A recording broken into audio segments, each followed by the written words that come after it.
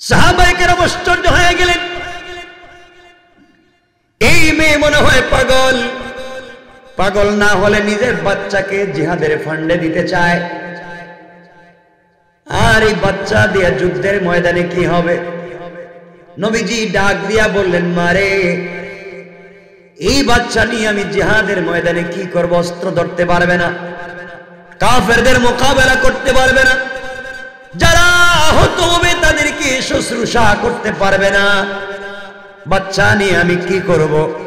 মেয়েটা চোখের পানি ছেড়ে ডাক দিয়ে বলছে, পয়গম্বরে আরবি, আমি জানি আমার সন্তান জিহাদের ময়দানে অস্ত্র ধরতে পারবে না, কাফেরদের মোকাবেলা করতে পারবে না, যারা আহত হবে তাদেরকে সেবা করতে পারবে না। পয়গম্বরে আরবি, আপনি তো এমন সেনাপতি না, যেখানে যুদ্ধ হবে আপনি তো ওখানেই থাকবেন, যুদ্ধের ময়দানে না গিয়ে আপনি বাসায় ঘুমিয়ে থাকবেন না। আগো পয়গম্বরে আরবি, আপনি যখন যুদ্ধের ময়দানে পৌঁছে যাবেন, কাফের বেঈমানেরা আপনাকে দেখবার পরে আপনি যেদিকে হাঁটবেন ওদিকে তীর মারবে, নেজা মারবে, বল্লম আঘাত করবে, আপনার শরীরের দিকে ইট পাটকেল নিক্ষেপ করবে। পয়গম্বরে আরবি, আমার কলেজার টুকরা সন্তানকে জিহাদের ফান্ডে জন্য আমি দিয়েছি, যেদিক থেকে বেশি তীর আসবে, বৃষ্টির মতো তীর আপনার দিকে আসবে, ওই দিকে আমার কলিজার টুকরা সন্তানটাকে আপনি ঢাল বানাইয়া ধরে রাখবেন। ধীর গুলা এসে তীর এসে আবার কলিজার টুকরা সন্তানের কলিজা ভেদ করবে, বুকের ভিতরে ঢুকে যাবে, আমার সন্তান চিৎকার করে রক্ত গড়িয়ে মাটিতে পড়ে শহীদ হয়ে যাবে, শহীদের মা হয়ে যাব, আর আমার বাচ্চার শাহাদাতের মাধ্যমে আল্লাহর রাসূল পৃথিবীতে জিন্দা থাকবেন। তার চাইতে বড় পাওয়ার হতে পারে না। আল্লাহু আকবার। আল্লাহর রাসূল আশ্চর্য হয়ে গেলেন, দ্বীনের প্রতি, নবীজির প্রতি মানুষের ভালোবাসা দেখে কষ্ট হচ্ছে না তো? আমার নবী আশ্চর্য হয়ে চোখের পানি ছেড়ে দিলেন।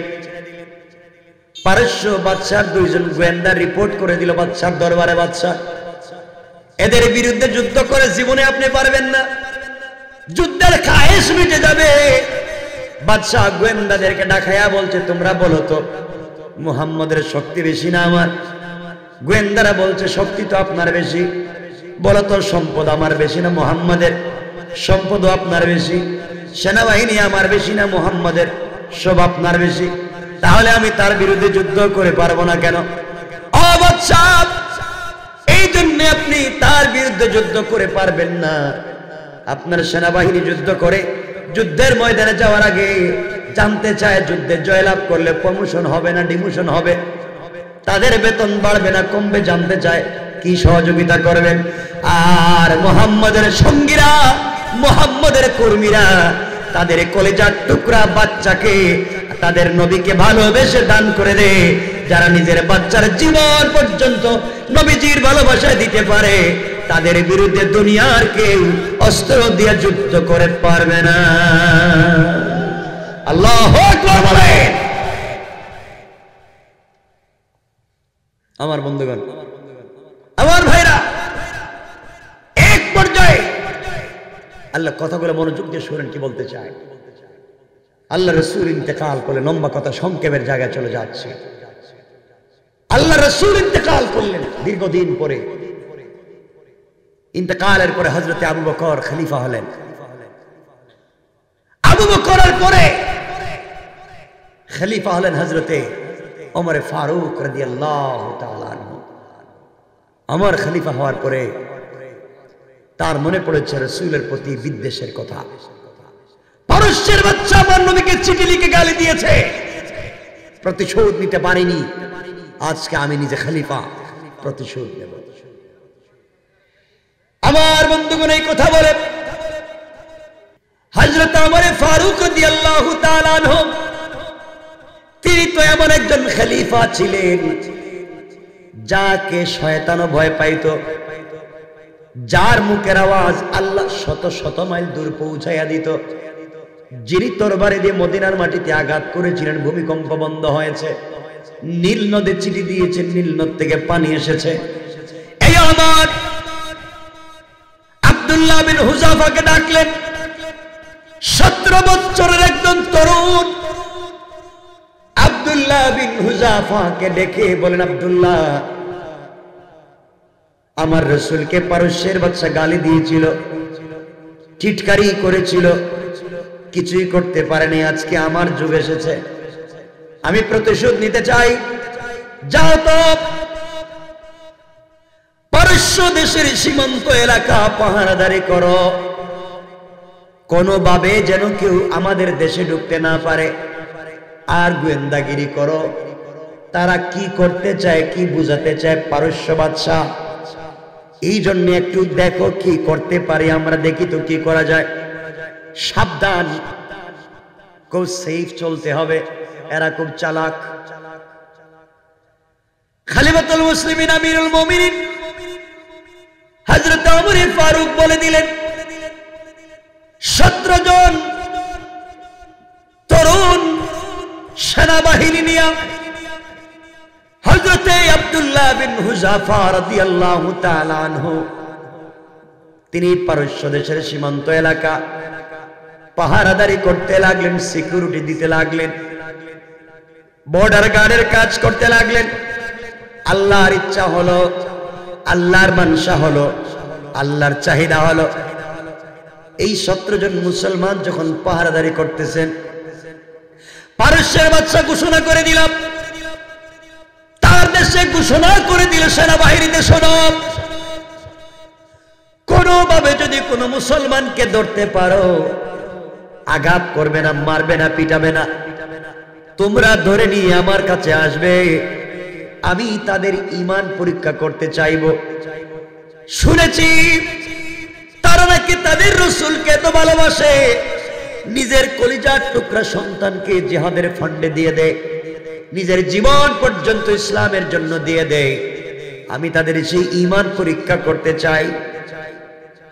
আমার ভাইরা, এক পর্যায়ে পারস্য বাদশা বলে দিল, শোনো, কোথাও যদি কোনো মুসলমানকে দেখতে পাও, আঘাত করবে না, মারবে না, জীবন্ত ধরে আমার দরবারে নিয়ে আসবে। আল্লাহর ইচ্ছা হলো একদিন রাত্রবেলা আব্দুল্লাহ বিন হুযাফার নেতৃত্বে 17 জন মুসলিম মুজাহিদ পারস্য দেশের সীমান্ত এলাকা বর্ডার গার্ডে যখন পাহারাদারি করতেছেন, আল্লাহর ইচ্ছা হয়ে গেল এই 17 জন মুসলমান পারস্য দেশের গোয়েন্দাদের হাতে ধরা পড়ে গেলেন। 17 জন ধরা পড়ে গেলেন। ধরা পড়ে যাওয়ার পরে বাদশার দরবারে হাজির করা হলো। বাদশা তাকায়া দেখে সবগুলা তরুণ। জিজ্ঞাসা করতে লাগলো, তোমাদের মধ্যে তোমাদের সেনাপতিকে? সবাই দেখাইয়া দিলেন তরুণ সাহাবী, না বিয়ে শাদী করি নাই। এবার বাদশা বলছে, বুঝতেই পেরেছ, আমার হাতে ধরা পড়েছ, বাঁচবার কোনো পথ নাই, তোমাদেরকে হত্যা করা হবে, তোমাদেরকে হত্যা করা হবে, জীবন্ত জ্বালিয়ে দেওয়া হবে, বাঁচবার কোনো পথ নাই। বাঁচতে যদি হয় আমি যা বলবো আমার কথাগুলো শোনা লাগবে। আব্দুল্লাহ বিন হুযাফা ডাক দিয়ে বললেন, বাদশাহ, আপনার হাতে ধরা পড়েছি দেখে চিল্লাবেন না, মনে রাখবেন আপনি যত শক্তিশালী হন না কেন, আমাদের অভিভাবক আল্লাহ আপনার চাইতে আরো বেশি শক্তিশালী। কোন ঠিক কিনা? ঠিক কিনা বলেন? আপনার চাইতে আমাদের রব আরো বেশি শক্তিশালী। আপনি কি বলতে চান? বাদশা ডাক দিয়ে বলছে, আব্দুল্লাহ, শুনছি তোমরা নাকি তোমাদের নবীকে বড় ভালোবাসো, বুঝতেই পেরেছ এই মুহূর্তে তোমাদেরকে হত্যা করা ছাড়া কোনো পথ নাই। বাঁচতে যদি হয় আমার পরামর্শ মানতে পারো। কি পরামর্শ? আব্দুল্লাহ, শোনো, 1 নাম্বার, আব্দুল্লাহ, এই মুহূর্তে তুমি যদি কালিমা ছেড়ে দাও, আমাদের ধর্ম গ্রহণ করো, সাথে সাথে পারস্য দেশের অর্ধেক তোমার নামে লিখে দিব। বাদশার উদ্দেশ্য হলো লোভ দেখাইয়া দেখি তো কোনোভাবে কিছু করা যায় কিনা, ঈমান পরীক্ষা করে। আব্দুল্লাহ, আমার পারস্য দেশ অর্ধেক তোমার নামে লিখে দিব, তুমি শুধুমাত্র কেবলমাত্র কালিমা ছেড়ে দাও। 2 নাম্বার পুরস্কার, আমার একটা মেয়ে আছে, এই মেয়েটাকে তোমার কাছে বিয়ে দিব, তুমি আমার মেয়ের জামাই, বাকি পুরা দেশের মালিক তুমি হয়ে যাবে, কালিমাকে ছাড়তে পারবে। আব্দুল্লাহ দাঁড়িয়ে বলেন, বাদশা শোনো, অপরশ্বর বাদশা, আপনি আমাদেরকে কি মনে করেছেন? কিসের ভয় দেখান, কিসের লোভ দেখান? আপনি আপনার পারস্য দেশের অর্ধেকের কথা বলেছেন, আপনি যদি গোটা দুনিয়া আমার নামে রেজিস্ট্রি করে এক হাতে উঠাইয়া দেন, আরেক হাতে আসমানের চন্দ্র সূর্য উঠাইয়া দেন, যে কালিমা পড়েছি, যে আল্লাহর উপরে বিশ্বাস করেছি, মরে যেতে পারি, একটা সেকেন্ডের জন্য সে আল্লাহকে ভুলে যেতে পারি না। আল্লাহু আকবার। এটার নাম ঈমান, এটার নাম ঈমানের স্পিরিট। এই ঈমান আজকে আমাদের আছে? কথা বলছেন না কেন? আপনাদের কষ্ট হলে আমি রেখে দেব। এটার নাম ঈমান। আমাদেরকে যদি কেউ বলতো, হুজুর 2-4টা উল্টাপাল্টা কথা বলতে পারবেন, আপনাকে বনানী, ধানমন্ডি, মতিঝিল 10 শতক জায়গা দেওয়া হবে, 1 শতকের দাম 2 কোটি, 10 শতকের দাম 20 কোটি টাকা, আপনি কি কিছু উল্টাপাল্টা বলতে পারবেন? আমরা বলতাম, বলেন না, কি বলা লাগবে, 2-4 দিন কেন, 2-4 বছর বলতে পারব, ঠিক কিনা বলেন? আমার বন্ধুগণ, বাদশা দেখলো ফেল, এত বড় অফার দেওয়ার পরে কাজ করা যায় না। এবার বাদশা তার পরামর্শ পরিষদ নিয়ে বসলো, উপদেষ্টা পরিষদ নিয়ে বসলো, কি করা যায়। সবার সঙ্গে পরামর্শ করতে লাগলো, সবাই পরামর্শ দিতে লাগলো, বাদশা এদেরকে এভাবে কাজ হবে না, এরা জওয়ান মানুষ, এদেরকে একটা রুমে বন্দি করে দেন, আর বন্দি করে বিশ্ব সুন্দরী মেয়েদেরকে টাকার বিনিময়ে ভাড়া করে এনে অর্ধ উলঙ্গ করে, খুব স্টাইলিস্ট করে, আকর্ষণীয় করে রুমের ভিতরে ঢুকাইয়া দেন। ওরা যদি কোনোভাবে এদের সঙ্গে ফষ্টি নষ্টি করে চরিত্র নষ্ট করতে পারে, আমার বিশ্বাস ওদের দোয়ার কবুল হবে না। বলেন নাউজুবিল্লাহ। 2 নম্বরে বাদশা সিদ্ধান্ত নিল, প্রত্যেকজন মুসলমানকে আলাদা আলাদা রুমে বন্দি করে দিল, আলাদা আলাদা রুমে বন্দি করে দিয়েছে। এবার বাদশা বিশ্ব সুন্দরী মেয়েদেরকে ভাড়া করে এনে আব্দুল্লাহ বিন হুযাফার রুমে একটা মেয়েকে ঢুকাইয়া দিয়েছে, আর বলছে, শোনো, কোনোভাবেই হলে যুবকের চরিত্র নষ্ট করতে যদি পারো, তোমার দিকে আকৃষ্ট করতে পারো, যা চাইবা তার বিনিময়ে আরো বেশি পাইবা। মেয়ে বলছে, যুবক পটানো, ছেলে পটানো এটা কোনো ব্যাপার না, বিশ্ব সুন্দরী মেয়ে অর্ধ উলঙ্গ হয়, আকর্ষণীয় হয়। আব্দুল্লাহ বিন হুযাফার রুমে রাত্রবেলা ঢুকেছে, ঢুকার পরে যখন ঢুকেছে, মনে করেছে আব্দুল্লাহ বিন হুযাফা ঘুমিয়ে আছেন। ঘরের ভিতরে ঢুকে দেখে জেলের ভিতরে আব্দুল্লাহ বিন হুযাফা দাঁড়িয়ে দাঁড়িয়ে আল্লাহর কদমে সিজদা করার জন্য নামাজে দাঁড়িয়ে আছে। নামাজের ভিতরে দাঁড়িয়ে আছে। মেয়েটা একবার চক্কর দিল গোটা রুমের ভিতরে, চক্কর দিয়া ডাইন পার্শ্বে বসে পড়লো। সে বুঝাতে চাইল আব্দুল্লাহ বিন হুযাফা সালাম ফিরাবার জন্য, ডান দিকে যখন সালাম ফিরাবেন তখন তাকে দেখলেই তো তার মাথা খারাপ হয়ে যাবে, তিনি নামাজ ভেঙে দিবেন, তার সঙ্গে খারাপ কাজ করবেন। এই চিন্তা করে মেয়েটা অর্ধ উলঙ্গ হয়ে আকর্ষণীয় অঙ্গভঙ্গি করে যখন বসে আছে, আব্দুল্লাহ বিন হুযাফা রাদিয়াল্লাহু তাআলা আনহু রাসূলের হাতে গড়া সাহাবী, তিনি ঠান্ডা মাথায় 2 রাকাত সালাত আদায় করলেন। সালাত আদায় করে ডান দিকে সালাম ফিরালেন, বাম দিকে সালাম ফিরালেন। ঘরের ভিতরে কে আসছে, কে বসে আছে দেখতে চাইলেন না, জানতে চাইলেন না। সালাম ফিরাইয়া আল্লাহু আকবার বলে আবার নামাজে দাঁড়িয়ে গিয়েছে। আল্লাহু আকবার। মেয়েটা আশ্চর্য, কোটি কোটি টাকা দিয়ে যুবকেরা আমাকে একটা ঘন্টার জন্য পেতে চায়, একটা সেকেন্ড আমাকে ছুতে চায়, দেখতে চায়, স্পর্শ করতে চায়। আর এই ছেলেটার রুমে আমি বসে আছি, উলঙ্গ হয়, আমার দিকে তাকালো না। আরে তোমার চাইতে কোটি কোটি গুণ সুন্দর মহিলারা তার চোখের সামনে উড়ে বেড়ায় জান্নাতে। ঠিক কিনা বলে? আমরা সেই ঈমান নিয়ে যেতে হবে, সেই ঈমান। এজন্য আল্লাহকে ওয়াস্তে অন্যায় ছেড়ে দাও। আমার বন্ধুগণ, মেয়েটা আরো কিছুক্ষণ চিন্তা করলো, দেখি হয়তো বুঝাতে পারিনি, আবার সে ঘোরাঘুরি রুমের ভিতরে করতে লাগলো, গলার মধ্যে আওয়াজ করতে লাগলো যে আমি আসছি, একজন রুমে আসছি, আপনি তো নামাজ তাড়াতাড়ি শেষ করেন। আমার বন্ধুগণ, মেয়েটা অঙ্গভঙ্গি করে দাঁড়িয়ে আছে। এভাবে করতে করতে আব্দুল্লাহ বিন হুযাফা সালাতে রয়েছেন, সকাল হয়ে যাচ্ছে। মেয়েটা কোনোভাবে আব্দুল্লাহ বিন হুযাফাকে আকর্ষণ করতে পারল না, আকৃষ্ট করতে পারল না। সকাল হয়ে যাওয়ার পরে আব্দুল্লাহ বিন হুযাফার রুম থেকে বের হয়ে যাবে, এমন সময় আব্দুল্লাহ বিন হুযাফা রাদিয়াল্লাহু তাআলা আনহু নামাজ শেষ করে উপর দিকে দুইটা হাত উঠায় ধরেছে, আর আল্লাহর কাছে চোখের পানি চেয়ে ডাক দিয়া বলেছে, আল্লাহ, পারস্য দেশের বাদশার কাঠগড়ায় জেলের ভিতরে আমি বন্দী। আয় আল্লাহ তাআলা, তোমার দ্বীনের জন্য, রাসূলের আদর্শ বাস্তবায়নের জন্য রাসূলের কলিজার টুকরা সাহাবী আব্দুল্লাহ বিন হুযাফা শহীদ হয়ে যাবে, জেলের ভিতরে আছে। আল্লাহ, তুমি আমাকে এত ঈমানের ভিতরে এত শক্তি দাও, যতক্ষণ বেঁচে থাকবো, যত আঘাত করুক না কেন, আমি যেন কালিমাকে না ছেড়ে দেই।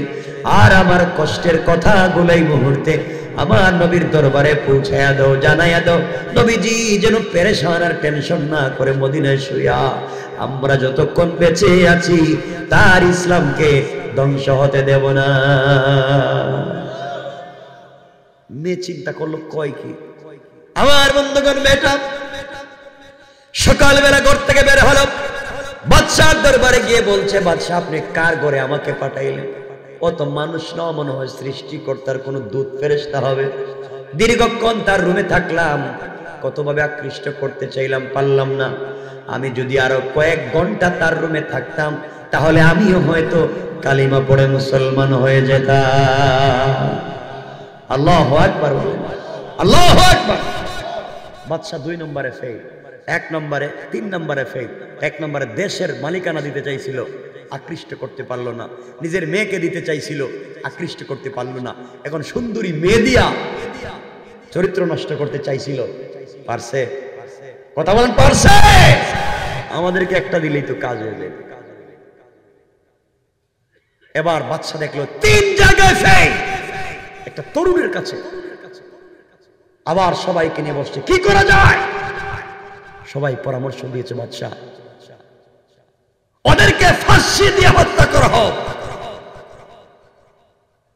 সিদ্ধান্ত হলো 4র্থ নম্বর, এদেরকে ফাঁসি দেওয়া হোক।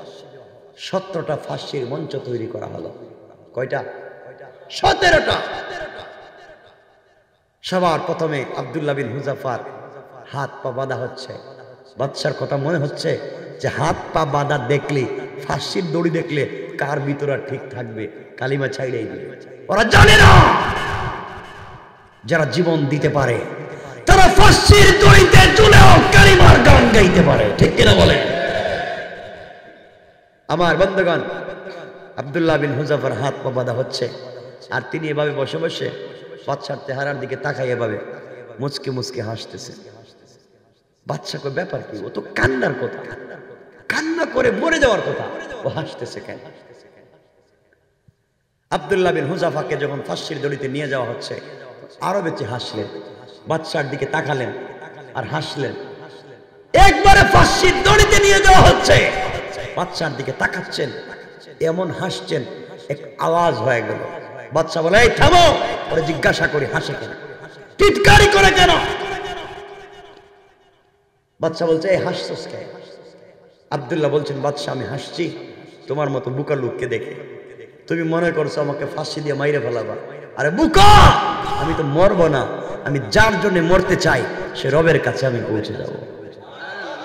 আমার এর চাইতে বড় সৌভাগ্য আর কি হতে পারে, যিনি আমাকে জীবন দিয়েছেন, তিনি আমাকে বলেছেন ইয়াসআলুনাকা আনির রূহ কুলির রূহু মিন আমরি রাব্বি, রূহ তো আমার, হুকুম তো আমার, আমি যখন চাইবো তখন নিয়ে আসবো।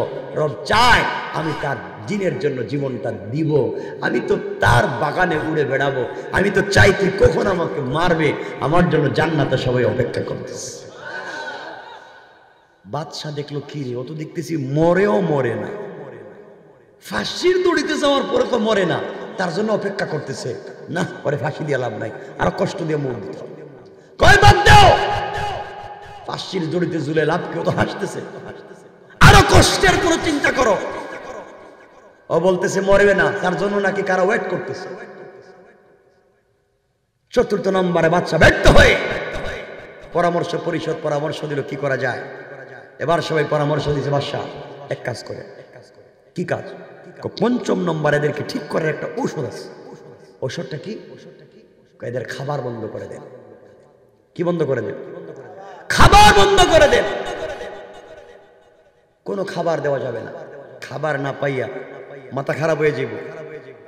কারণ জিনিস পাইলে সবাই পকেটে ঢুকায়, কথা বলেন না কেন? তাহলে এই কাজ আমরা করতে পারি। বাচ্চা বলে ঠিক আছে, ওদের খাবার বন্ধ করে দেব, কিন্তু যখন দেখবা সাকারাত শুরু হয়েছে, মরে যাবে মরে যাবে মরে যাবে, এমন সময় ডাক্তারকে বলবা আমাকে যেন রিপোর্ট করবার জন্য, আমি ওই সময় কিছু একটা করব। আমার মুসলমান বন্ধুগণ গভীর মনোযোগ। এক পর্যায়ে পঞ্চম নম্বরে খাবার বন্ধ করে দেওয়া হলো,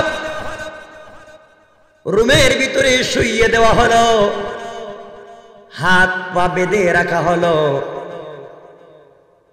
আমার বন্ধুগণ চিন্তা করেন, একদিন দুই দিন না 21 দিন পর্যন্ত খাবার নাই। 21 দিন পর্যন্ত খাবার বন্ধ করে দেওয়া হলো,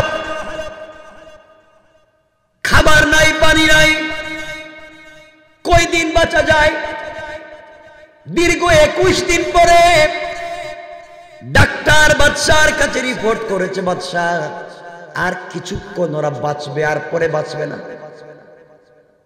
ওদের রূহ তো আত্মা বের হয়ে যাবে কিছুক্ষণ পরে, ওরা এমন একটা পর্যায়ে পৌঁছে গিয়েছে, এখন এদেরকে ছেড়ে দিতে হবে, না হয় আপনি মেরে ফেলবেন। কি কেমনে মারবেন আপনি বলুন? বাদশা তড়িঘড়ি করে খাবার পৌঁছে দিল, আর বলে দিল ওদের কাছে খাবার নিয়ে যাও, আর বলে দিও একটা পাত্রের মধ্যে শূকরের বোনা গোশত আর মদ মিশ্রিত পানি তাদের সামনে নিয়ে যাও, বলে তাদেরকে দিও, তাদেরকে জানাইয়া দিও কি আছে।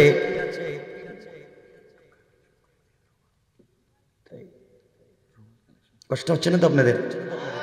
আমি সংক্ষেপ করে শেষ করে দিচ্ছি। শোনেন, হ্যাঁ শোনেন, আমি লম্বা করবো না, ইনশাল্লাহ আমরা সংক্ষেপের দিকে নিয়ে যাব। আরে শোনেন না, আবার মুসলমান বন্ধুগণ গভীর মনোযোগ। এক পর্যায়ে 21 দিন পরে তাদের কাছে যখন নিয়ে যাওয়া হলো, খাবার পৌঁছে দেওয়া হয়েছে, মদ মিশ্রিত পানি, শূকরের বোনা গোশত সবার সামনে নিয়ে হাজির হয়েছেন। আব্দুল্লাহ বিন হুযাফা বললেন কি খাবার নিয়ে আসছে?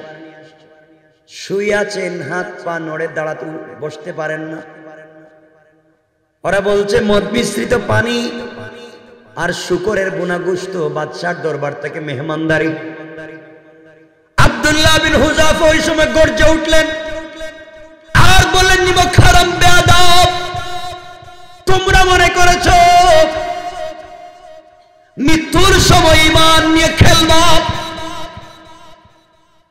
হয়তো মরার সময় সাকারাতের সময় হারাম খাবো, হারাম খেয়ে বেঁচে যাব, মৃত্যুর আগে হারাম নিয়ে কবরে যাব। তোমরা মনে করেছো জীবন বাঁচানোর ফতোয়া দিয়ে সব খাবো। মনে রাখো, না খেয়ে ওই জায়গায় মরে যেতে পারি, একবার কেন 1 কোটি বার মরে যেতে পারি। তোমাদের যে বাদশা হারাম খাবার পাঠিয়েছে তার কাছে খাবারগুলো নিয়ে চলে যাও, নচেত এক লাথি দিব, খাবারগুলা তোদের বাদশার মুখে পড়বে। মৃত্যুর সময় হারাম খাওয়াতে পারবে না, আমরা মরে যাব, হারাম খাবো না। এই চিৎকার দিয়ে মুখ বন্ধ করে দিলেন। বাদশার কাছে রিপোর্ট করা হলো, বাদশা আপনি মনে করেছিলেন হারাম খাবার দিয়ে পরীক্ষা করবেন, ওরা তো মরে যেতে চায়, হারাম মুখে দিবে না। সুবহানাল্লাহ পড়ে। বাদশা কই ব্যাপার কি, এদের ইমান এত শক্ত, আর আমরা তো জান বাঁচানোর ফতোয়া দিয়া পুরা একবারে প্লেট বালতি যা আছে সব খালি করে পড়ে। কথা বলেন না কেন? আমরা যে পাবলিক। বাদশা চিন্তা করলো কি রে, এরপরেও কাজ হইল না। আবার সবাইকে নিয়ে পরামর্শ করছে, ষষ্ঠবার, ব্যর্থ তো পঞ্চমবার, কি করা যায়? বাদশা এখন একটা কাজ করে। কি কাজ? আগুন জ্বালা। আগুন জ্বালিয়ে গর্ত খনন করে বড় বড় ডেক আগুনে দিয়া তেল দিয়া টকবক করে যখন তৈলগুলো উত্তরাতে থাকবে, তখন এদেরকে ধরে ধরে বেঁধে বেঁধে তুই জীবন্ত মানুষকে তৈলের মধ্যে দিয়ে পুড়ে মারবে, তাইলেই তারা কালিমা ছাড়বে। নাউজুবিল্লাহ বলেন।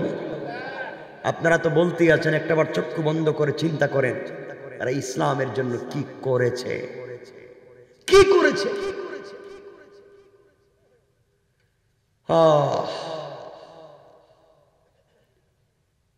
কি করেছে ইসলামের জন্য। হযরতে খাব্বাবকে চুলার মধ্যে আগুন জ্বালাইয়া, আগুন যখন নিভে যাওয়ার পরে আঙ্গারাগুলা থেকে, আঙ্গারা তো চিনেন আপনারা, কি বলেন, কয়লা, লাল হয়ে গেছে কয়লা। হযরতে খাব্বাবকে কয়লার মধ্যে চারজন চাপ দিয়ে ধরে রাখত, শরীর থেকে চর্বি গুলা খসে, গোশত খসে, আগুন নিভে যেত। এরপরেও তিনি কালিমা ছেড়ে দেন না। এটার নাম ইসলাম। হযরত জুবাইরকে ফাঁসির দড়িতে ঝুলাইয়া শুধু বুকের মধ্যে 99 বার তীর মেরেছে, বুকটাকে জাজরা করে দিয়েছে, কালিমা ছেড়ে দেন। আল্লাহু আকবার। এটার নাম তো ইসলাম। আমাকে নির্যাতন করতে পারো, আমি আমার আদর্শ ছেড়ে দেব না, আমি আমার বিশ্বাসকে বিক্রি করতে পারি না, এমন চেতনা আপনাকে আমাকে নিতে হবে। আমার বন্ধুগণ, আমার ভাইরা, তৈল গরম করা হলো, টকবক করে তৈল উত্তরাচ্ছে। আমার মুসলমান বন্ধুগণ, এমন সময়ে 17 জন মুসলমানের মধ্যে বয়সে সব থেকে ছোট যে, তারা হাত পা বাঁধা হচ্ছে। 17 জনকে সামনে দাঁড় করিয়ে রাখা হয়েছে, সামনে তৈল রাখা হয়েছে, চুলার মধ্যে টকবক করে উতরায়। এই 16 জনের সামনে 17 নম্বর একজনকে হত্যা করা হবে। তাদের বিশ্বাস আগুনের মধ্যে ফেলে দেওয়ার আগে ঈমান ভেঙে ফেলবে। হাত পা বেঁধে অগ্নির মধ্যে যখন ফেলে দেওয়া হচ্ছে, তৈলের মধ্যে ফেলে দেওয়া হবে। আব্দুল্লাহ বিন হুযাফা সাথীদের জীবন বাঁচানোর জন্য কোনো সন্ধি করা যায় কিনা, কোনোভাবে জীবন বাঁচানো যায় এমন চিন্তা ভিতরে নিয়ে আসছেন। কি করবেন? যার হাত পা বাঁধা হচ্ছে তিনি আওয়াজ করতে লাগলেন, চিৎকার করে বললেন, আব্দুল্লাহ বিন হুযাফা, ও আমার সাথীরা, তোমরা আমার জীবনের জন্য শঙ্কিত হইও না। তোমরা জানো না, কালকে রাত্রে আমি বিশ্ব নবীকে স্বপ্নে দেখেছি। নবীজি চোখের পানি ছেড়ে আমার মাথায় হাত দিয়ে বলেছেন, ও আমার কলিজার টুকরা সাহাবী, জীবন যদি দিতে হয়, জ্বলন্ত তৈলের মধ্যে যদি শহীদ হয়ে যেতে হয়, মরে যাইও, কালিমার জন্য স্যাক্রিফাইস কইরো না। আমি রাসূল তোমার জন্য জান্নাতের গেটে অপেক্ষা করব। আমার কোনো চিন্তা নাই, আমি শহীদ হয়ে যাব, মাসরুমের রক্ত জমিনে পড়ে যাবে। আমার রক্ত যদি পারস্যের জমিনে পড়ে যায়, আমি মাসরুম। আল্লাহর রাসূল বলেছেন, যা যেই মজলুমের রক্ত জমিনে পড়ে যায় এই রক্তের থেকেই দিন বিজয়ের সূচনা হয়। তোমরা টেনশন করো না, টেনশন করো না আমার জীবন নিয়া, ইমানের উপর অটল থাকো। আমি মরছি না রে, আবার তোমাদের সঙ্গে জান্নাতুল ফিরদাউসে দেখা হবে। আমার মুসলমান বন্ধুগণ, আফসোস লাগে, স্যাক্রিফাইস করে কেউ তো কুরমা পোলাও খায়, কেউ বিরিয়ানি খায়, আর কেউ স্যাক্রিফাইস করতে পারো না দেখে ডান্ডা বেড়ি পায়। ঠিক কিনা বলেন? আমার বন্ধুগণ, এক পর্যায়ে এই সাহাবীকে বেঁধে টকবক করা তৈলের মধ্যে ফেলে দেওয়া হলো। জীবন্ত মানুষ চোখের সামনে শহীদ হয়ে গেলেন। 16 জন দাঁড়াইয়া দাঁড়াইয়া দেখতেছেন। দ্বিতীয় নম্বরে আব্দুল্লাহ বিন হুযাফার হাত পা বাঁধা হচ্ছে, তৈলের মধ্যে ফেলে দিবে। এমন সময় আব্দুল্লাহ বিন হুযাফা রাদিয়াল্লাহু তাআলা আনহু চোখের পানি ছেড়ে দিয়ে কাঁদতেছেন। এবার পরশের বাদশা হাসতেছে। এতক্ষণ পর্যন্ত বাহাদুরি দেখিয়ে চড়ে আব্দুল্লাহ, একজনের মত দেখে ভয় পাইছ, এখন তো চোখের পানি ছেড়ে কান্না শুরু করেছ। একজন তোমার সাথী নাই, 16 জন আছো, একজন একজন করে তো সবাইকে হত্যা করবে, এখন তোমার পালা। আব্দুল্লাহ বিন হুযাফা কাঁদতেছেন, চোখ ভিজে গাল ভিজে যায়। বাদশা বলতেছে, বুঝো এখনো সময় আছে, কালিমা ছেড়ে দাও। আব্দুল্লাহ বিন হুযাফা দাঁড়িয়ে গেলেন আর বলেন, বাদশা নিমক হারাম, আমি তো মৌতের জন্য কান্দি না, আমি এখন মরে যাব, এই জন্য আমি কান্না করি না। তুমি আমাকে তৈলের মধ্যে ফেলে হত্যা করবে, এই জন্য আমি কান্দি না। আমি কান্দি তুমি আমার সব থেকে বড় ক্ষতি করে ফেলেছো, বিশাল বড় আমার ক্ষতি করে ফেলেছো, এই জন্য আমি কান্না করছি। মৌতের বই কান্না করি না, তুমি তো বেওকুফ, বুঝো নাই, তুমি আমার ক্ষতি করেছো, এই জন্যই আমি কান্না করি। বাদশা ডাক দিয়ে বলছে, আব্দুল্লাহ তোমার আমি কি ক্ষতিটা করলাম? আব্দুল্লাহ বলছেন, বাদশা রে, তুমি আমার আগে আমার দোস্ত, তুমি আমার আগে আমার বন্ধুকে তৈলের মধ্যে ফেলে দিয়ে হত্যা করেছো। সে যে মরে গেল, শহীদ হয়ে গেল, সে আর আমি দুনিয়ার জমিনে ছিলাম বাল্যকাল থেকে বন্ধু। দুনিয়ার জমিনে আমরা প্রতিযোগিতা করতাম। ও যদি 2 রাকাত নফল নামাজ পড়তো, আমি 4 রাকাত পড়তাম।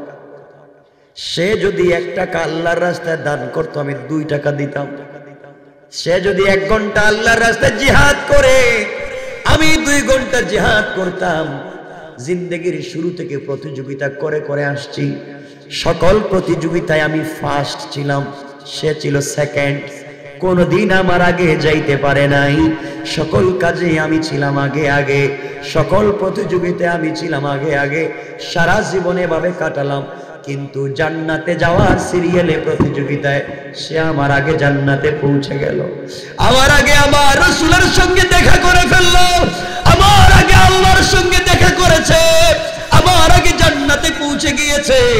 জীবনের শেষ আমলে সে আমার আগে পৌঁছে গেল। নিমক হারাম বাদশা, তুমি আমার ক্ষতি করেছো, তার আগে যদি আমাকে জ্বালিয়ে দিতা, তাহলে তার আগে আমি জান্নাতে যাইতাম, জান্নাতে যাওয়ার প্রতিযোগিতায় আমি তার আগে চলে যেতাম। কিন্তু তুমি আমার আগে তাকে জ্বালিয়ে আমার আগে তাকে জান্নাতে দিয়েছো, আমার আগে সে জান্নাতে গিয়েছে, আমার আগে আল্লাহর সঙ্গে মিলিত হয়েছে। জীবনের শেষ প্রতিযোগিতায় সে ভাগ্যবান বিজয় হয়েছে। এই জন্য কান্দি, তুমি আমার ক্ষতি করে ফেলেছো আমাকে পিছনে দিয়া। এবার বাদশা আশ্চর্য হয়ে গেল। যারা মৌতের সময় প্রতিযোগিতা করে, কে কার আগে জীবন দিবে, কে কার আগে আল্লাহর সঙ্গে দেখা করবে, কে কার আগে তাদের রাসূলকে খুশি করবে, এই জন্য যারা এভাবে মৃত্যুর সময় প্রতিযোগিতা করে, তারা তো মরে না রে, তারা তো এই জীবনের অপেক্ষা করে। ঠিক কিনা বলেন? কাফেররা মনে করে এই কৌশল করে মনে হয় দিনকে মুছে দিবে, পিটাইয়া মনে হয় দিন মুছে দিবে, আগুন দিয়ে জ্বালাইয়া মনে হয় দিন মুছে দিবে। আমার আল্লাহ বলেছেন না না, কাফের বেঈমানেরা যে কৌশল করে না জানে না, আমার কৌশল আরো বড়। আমার আল্লাহ বললেন ওয়া মাকারু ওয়া মাকারাল্লাহু খায়রুল মাকিরিন। আল্লাহ রাব্বুল ইজ্জত ওয়াল জালাল বললেন কাফের বেঈমানেরা দিনকে মুছে দেওয়ার যেই কৌশল করে ওরা তো জানে না আমি আল্লাহর কৌশল আরো বড়। তারা চাইছিল জ্বালিয়ে দিয়ে দিনকে মুছে দিবে। আল্লাহ কেমনে পারে সেদিন পৌঁছে দিলেন। আল্লাহ সূরা মায়েদার ৭৬ নম্বর আয়াতের শেষে বললেন, আবার আল্লাহ বললেন ইন্না কাইদাশ শাইতানি কানা দাঈফা। আল্লাহ রাব্বুল ইজ্জত ওয়াল জালাল বলে দিলেন মুসলমানেরা শোনো, কাফের বেঈমানেরা যে কৌশল করে সবগুলা কৌশল আল্লাহর কাছে মশা মাছির চাইতে আরো দুর্বল। কান সুবহানাল্লাহ, আল্লাহু আকবার, বলেন আল্লাহু আকবার।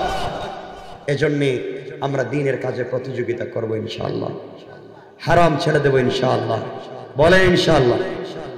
কথা লম্বা করতে চাই না, 11:30টার উপরে ফজরের নামাজ আছে, এরপরে নামাজ পড়বেন না পরে কেউ।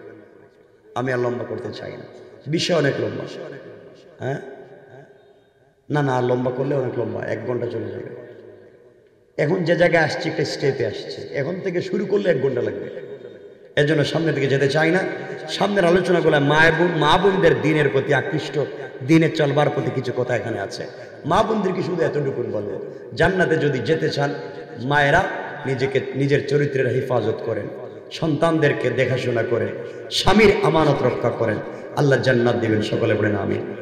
আমি কথা শেষ করে দিচ্ছি, বুঝতেছি আপনারা কথা শেষ বললেই তো আর কি পাবলিক বসে নাকি।